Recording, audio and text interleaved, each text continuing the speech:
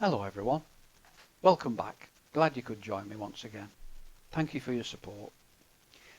If you remember, in the last video, video 5, we finished off with some slurring exercises, typically flexibility type exercises where we move from one note to the next using the same valve combination, and also we carried on with vibrato effects, dropping and rising the bottom jaw to disturb the pitch. These are all techniques which in time you will master, and they will all help to make you sound a very good player.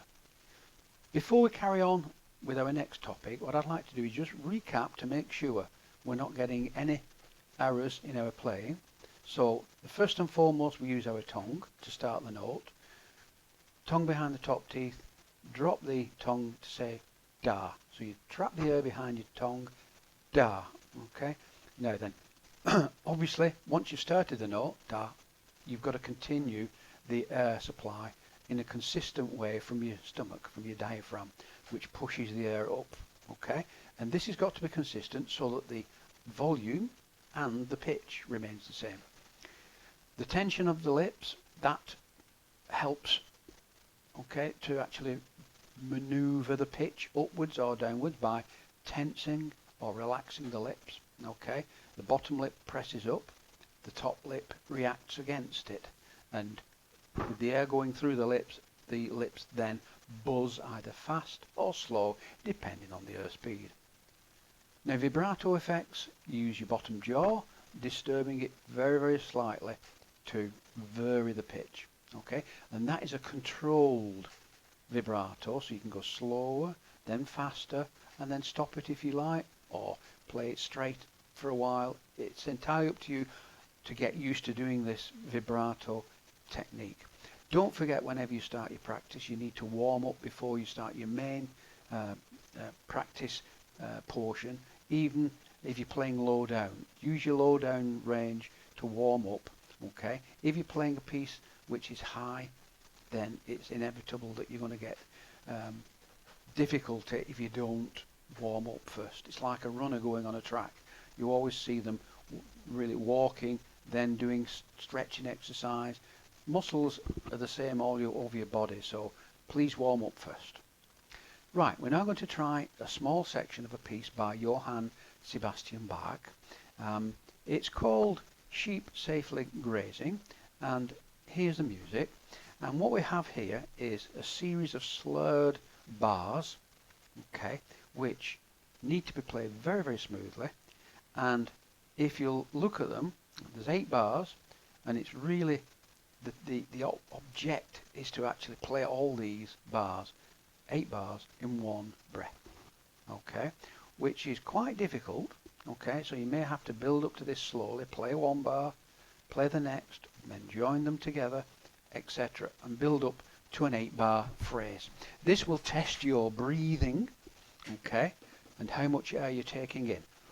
So let's have a go at Sheep Safely Grazing.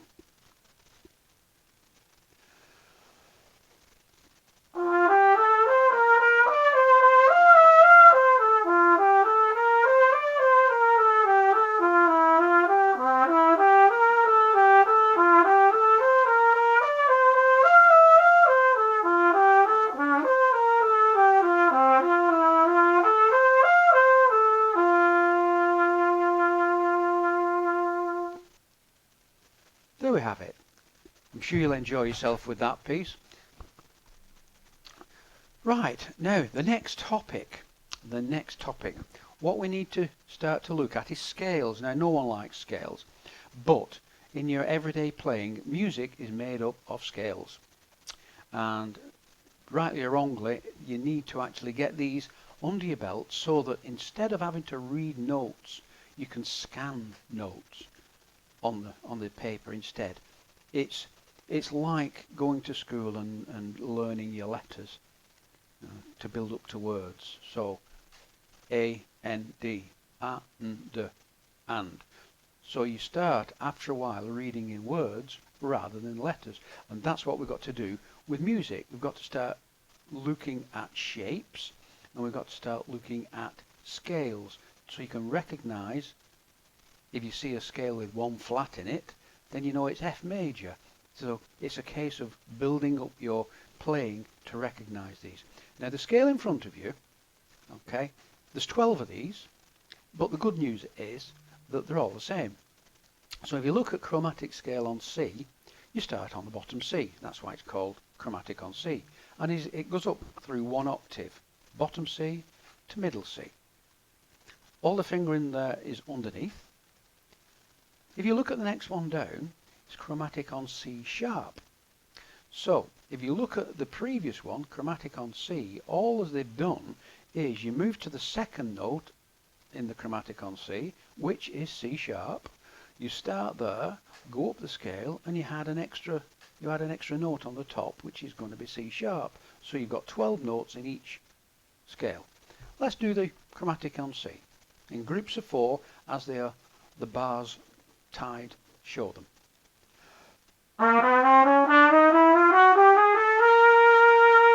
So you see I'm giving a little bit of stress from the stomach on the first of each 4 by breathing heavily on it.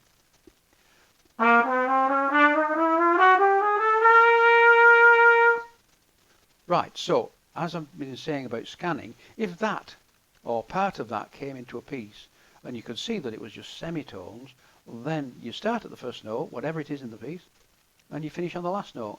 And all the notes in between are semitones, which is the smallest interval between 2 notes. And you should be able to speed things up.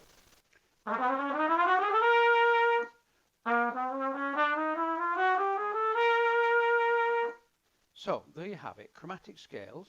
Have a go at them.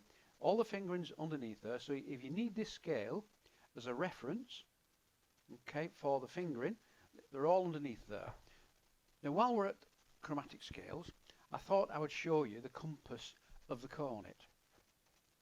Now this starts off with the lowest note. With 3 valved instruments, the lowest note is bottom F sharp, which is that first note.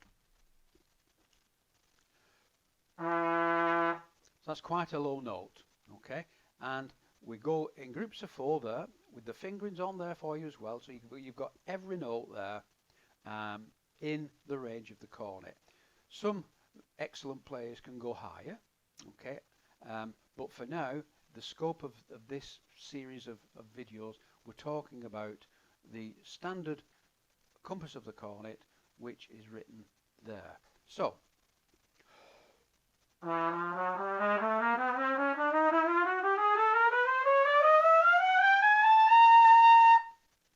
there you have it. That's the compass of the cornet. It's there for reference in the video if you wish to copy it down for later, for all the tunes you'll get with flats and sharps. Okay, that's it for now.